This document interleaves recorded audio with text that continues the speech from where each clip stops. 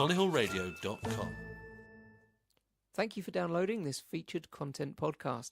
If you're a fan of dancing on ice and you know your ice skating and ice dancing terminology and remember the Bolero from Christopher Dean and Jane Torville, you will know that we have an ice skating legend in our community. We were lucky enough to get some time with Debbie Young, one of the country's top ice skating coaches, working on some new projects, and I began by asking her how her career in ice skating started.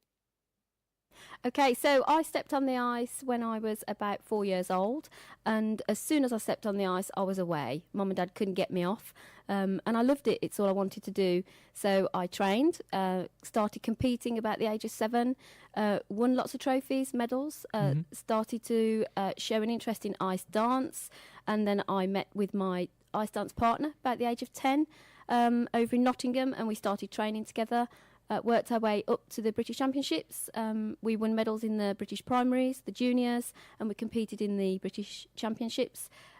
We trained at the Olympic squad in Slough with some amazing skaters, had some great coaches along the way, meeting Christopher Dean and lots of top coaches in the UK. We trained out of Solihull, Nottingham, Manchester, Altrincham, where we were trained by Joan Slater, who is an icon in the sport. We trained in Sheffield, and it was constant, 6 hours a day, every day.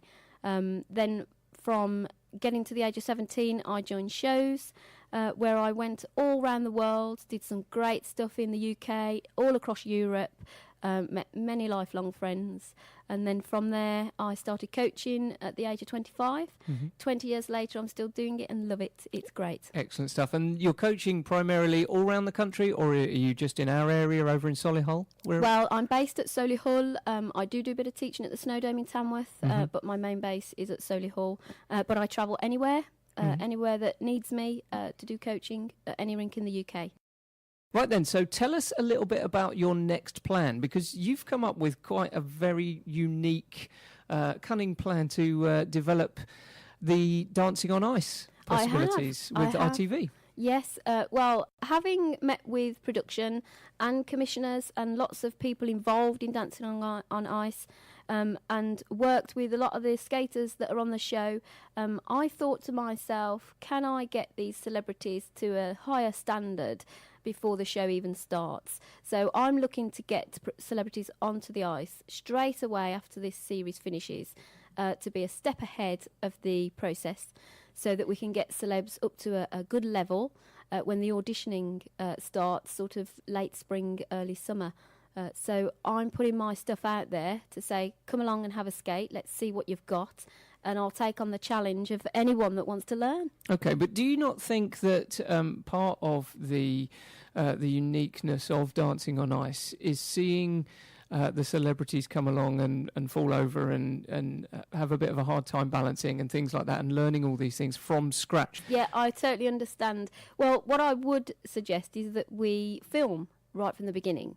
So we actually do have footage of them first getting on the ice, not being able to balance, and the fun along the way where they fall and they can't do it, and then they get to a level where they can. And I think that needs to be documented by film, photograph, whatever media that they want to use. But a lot of the feedback we've had from me putting stuff out there on social media is that people would like to see a better competition with better skaters. That's right. I've been following this particular series. Lots of injuries, lots of almost bickering as well between some of the people involved in it, and it doesn't seem as engaging. In some ways, because we're seeing all the stories that are off the back of that rather than the skating. And we're interested in the skating and the competition, and that's what the show's about. And unfortunately, there's been a lot of stuff that's overshadowed that, I think, this series. It's still a good series and it is still a good competition, but I think we need to focus more on the skating and that side of things rather than anything that's going on outside of that. Following on from her responses, I asked her what she thought about the judging. I think the judging's great. Jason, as much as people don't like him, a lot of what he says is honest and it's true. He does know what he's on about as far as performance goes. He's not a skater, but some of the stuff he says is good, and when they take it on board, they become better performers. Okay. Jane and Chris are just icons anyway, and they're just amazing. So anything they say is spot on. Ashley, I think Ashley's great. Perfect balance on the judges panel. Next, we talked about how Debbie would begin developing the celebrities for their time on Dancing on Ice. Well, I can teach right from the very first step onto the ice up to any level they want to get to, and I can teach them to be lifted. I've been lifted myself. As a ice dancer, you get thrown about, so I'm trained to do that. So I can teach all the way through. So however far the celebrity wants to take it, I'm there. I wondered how many celebrities Debbie wanted to work with.